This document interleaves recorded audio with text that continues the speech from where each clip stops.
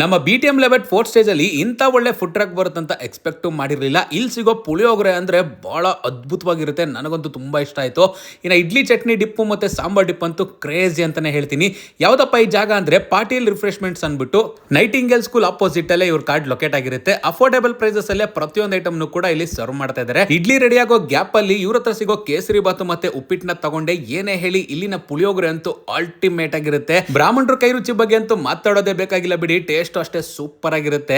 ಕೇಸರಿ ಬಾತು ಉಪ್ಪಿಟ್ಟು ಮತ್ತೆ ಪುಳಿಯೋಗರೆನ first try ಮಾಡಿದ್ವಿ. ಅದರಲ್ಲಿ ಸ್ವೀಟ್ ಇಂದ ಸ್ಟಾರ್ಟ್ ಮಾಡೋಣ ಅಂತ ಕೇಸರಿ ಬಾತ್ ತಿಂದು ಫಿದಾ ಆಗ್ಬಿಟ್ಟೆ.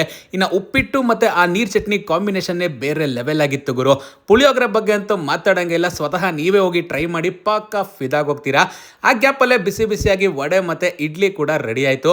ಇಡ್ಲಿಗೆ ಇವ್ರು ಯಾವುದೇ ರೀತಿ ಟೆಫ್ಲಾನ್ ಕೋಟಿಂಗ್ ಪ್ಲೇಟ್ ನ ಬಳಸದೆ ಬಟ್ಟೆ ಉಪಯೋಗಿಸಿ ಇಡ್ಲಿನ ಮಾಡೋದ್ರಿಂದ ಇಡ್ಲಿನೂ ಬಹಳ ಮೃದುವಾಗಿತ್ತು. ಇಲ್ಲಿ ಸಿಗೋ ಇಡ್ಲಿನ ಚಟ್ನಿ ಮತ್ತೆ ಸಾಂಬಾರ್ ಜೊತೆಗೆ ಟ್ರೈ ಮಾಡಿದೆ. ತುಂಬಾನೇ ಚೆನ್ನಾಗಿತ್ತು. ಇನ್ನು ವಡೆ ಅಂತೂ ಬಹಳ ಗರಿ ಗರಿಯಾಗಿತ್ತು ತಿನ್ನೋದಕ್ಕೆ. ಜಾಗ ನೆನಪಿದೆಯಲ್ಲ, ಮಿಸ್ ಮಾಡದೆ ವಿಸಿಟ್ ಮಾಡಿ.